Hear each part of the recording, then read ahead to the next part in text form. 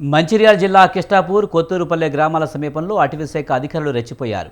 గడ్డంగూడలోని 50 గిరిజనుల గుడిసెలను తెల్లవారుజామున మూకుమ్మడిగా జేసీబీ ట్రాక్టర్లతో తొలగించారు. గత కొన్నేళ్లుగా గిరిజనులు గుడిసెలు వేసుకుని నివసిస్తున్నారు. చిన్నపిల్లలు వృద్ధులైన తల్లిదండ్రులతో నిద్రిస్తున్న సమయంలో ఎలాంటి సమాచారం ఇవ్వకుండా జేసీబీ ట్రాక్టర్లతో తమ గుడిసెలను తొలగించారని బాధితులు ఆవేదన వ్యక్తం చేశారు. తమ పరిస్థితి అగమ్య గోచరంగా ఉందని ఆ గిరిజనులు కన్నీటి పర్యాంతమయ్యారు. తమకు న్యాయం చేయాలని, లేకుంటే తాము రోడ్డున పడే పరిస్థితి వచ్చిందని వారిని బోరున విలిపించారు. ప్రభుత్వం వెంటనే స్పందించి తమను ఆదుకోవాలని కోరారు. 96 నుంచి ఇక్కడ పోడు భూములుగా జంగలు కొట్టుకొని పోడు సాగు చేస్తున్నాం.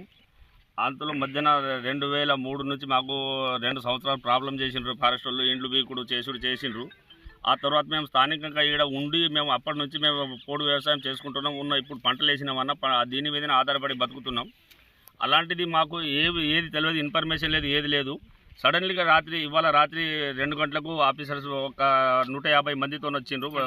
వ్యాన్లు, ట్రాక్టర్లు తీసుకొచ్చి, జేసీబీలు తీసుకొచ్చి మా ఇండ్లన్నీ కూలగొట్టి ధ్వంసం చేసిర్రు. అన్న ఎటు పెడితే అటు మమ్మల్ని గెంటేసుడు చేసిండ్రు.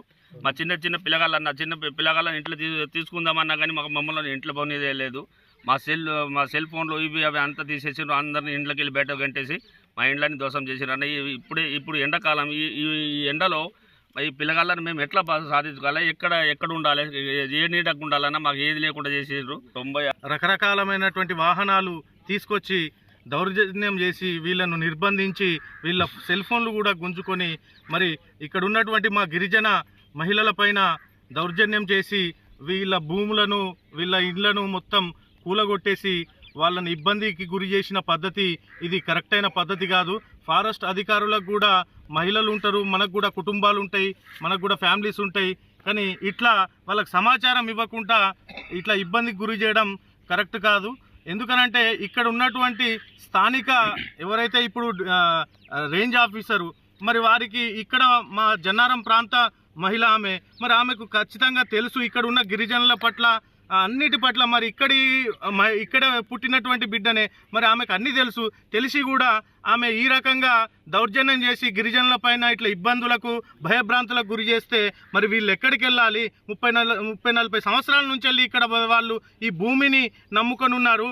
రకరకాలమైనటువంటి వాహనాలు తీసుకొచ్చి గత 30 సంవత్సరాల నుంచి ఇదే విధంగా నడుస్తున్నాం. మేము ఫారెస్ట్ వాళ్ళు వచ్చుడు, గుడిసెలు మేము వేసిన గుడిసెలు పీకేసుడు యథావిధిగా నడుస్తుంది. ఇప్పుడు దాదాపు ఒక 10-15 సంవత్సరాల నుంచి మేము ఇక్కడ పోడు వ్యవసాయం చేసుకుని ఉంటున్నాం, ఇల్లు కట్టుకున్నాం. ఫారెస్ట్ వాళ్ళకు మాకు ఎలాంటి విభేదాలు లేవు, మేము మంచి అండర్స్టాండింగ్లో ఉన్నాం. మేము కల్టివేషన్లో ఉన్నాం, మేము కట్టెలు కుట్టడం కానీ ఇంకా వేరే అలాంటి ఏం చేస్తలేము. కానీ రాత్రి సడన్గా ఫారెస్ట్ వాళ్ళు 2 గంటలకు నైట్ వచ్చేసి మేము ఇంట్లో పడుకున్నాం. మా భార్య పిల్లలు ఉన్నారు, చిన్న పిల్లగాళ్ళు ఉన్నారు. మాకు ఎలాంటి ఇన్ఫర్మేషన్ ఇవ్వకుండా మా మీకు ముడిగా దాడి చేసిర్రు. 150 మంది ఫారెస్ట్ వాళ్ళు ఉన్నారు. ఇప్పుడు ఎండ పూట మాకు ఇల్లు లేవు, ఏం లేదు, మాకు గోసా చూడండి. అదే టైంలో మేము 100 కూడా కాల్ చేసినాం నైట్ 2 గంటలకు. పోలీసు వాళ్ళు మీరు కొట్టుకొని చచ్చిపోయినాక మేము వస్తామని చెప్పేసి పొద్దున 8 గంటలకు పోలీసు వాళ్ళు వచ్చారు. చేస్తారా? దీనికి ఎవరు బాధ్యులు?